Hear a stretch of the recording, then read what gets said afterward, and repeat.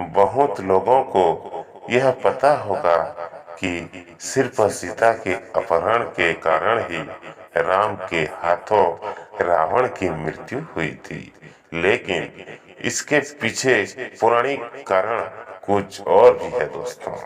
तो आइए दोस्तों, स्वागत है आप लोगों को तहे दिल से मेरे YouTube चैनल सुख इंटरटेनमेंट कहानी पर। तो आप लोगों के बीच मैं नया नया कहानी हर दिन लाता रहता हूँ मित्रों। तो आइए जानते हैं विस्तार से इस कहानी के बारे में। यह उस समय की बात है दोस्तों, जब भगवान शिव से वरदान और अधिक शक्तिशाली खड़क पाने के बाद अहंकारी रावण और भी अधिक अहंकार से भर गया था। वह पृथ्वी से भ्रमण करता हुआ हिमालय के घने जंगलों में जा पहुंचा मित्रों। वहां उसने एक रूपवती कन्या को तपस्या में लीन देखा। कन्या के रूप रंग के आगे रावण का राक्षसी रूप फिर से जाग उठा और उसने उस कन्या की तपस्या भंग करते हुए उसका परिचय जानना चाहा। काम वासना से भरे रावण के अचंभित करने वाले प्रश्न को सुनकर उस कन्या ने अपना परिचय देते हुए रावण से कहा कि हे राक्षस राज, मेरा नाम देवती है। मैं परम तेजस्वी महर्षि कुशध्वज की पुत्री हूँ। मेरे व्यसक होने पर देवता, गंधर्व, यज्ञ, राक्षस, नाग सभी मुझसे विवाह करना चाहते थे, लेकिन मेरे पिता की इच्छा थी कि समस्त देवताओं के स्वामी श्री विष्णु ही मेरे पति बने।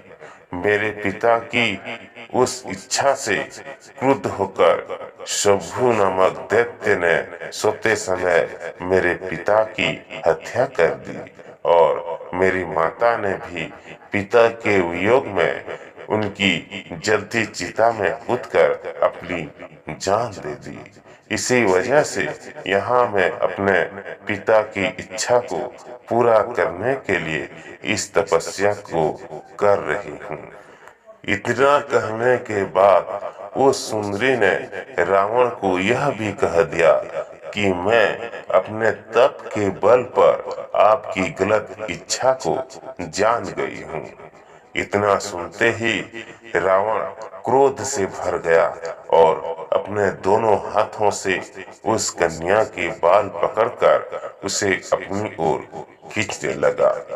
इससे क्रोधित होकर अपने अपमान की पीड़ा की वजह से उस कन्या ने दशानन को यह श्राप देते हुए अग्नि में समा गई कि मैं तुम्हारे वध के लिए फिर से किसी धर्मात्मा पुरुष की पुत्री के रूप में जन्म लूंगी।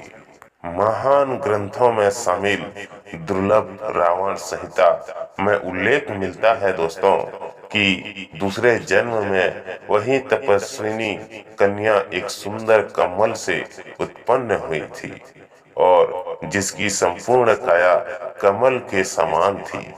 इस जन्म में भी रावण ने फिर से उस कन्या को अपने बल के दम पर प्राप्त करना चाहा और उस कन्या को लेकर वह अपने महल में जा पहुंचा, जहां ज्योतिषियों ने उस कन्या को देखकर रावण को यह कहा कि यदि यह कन्या इस महल में रही तो अवश्य ही आपकी मौत का कारण बनेगी। यह सुनकर रावण ने उसे समुद्र में फेंकवा दिया। तब वह कन्या पृथ्वी पर पहुंचकर राजा जनक के हल जोते जाने पर उनकी पुत्री बनकर फिर से प्रकट हुई।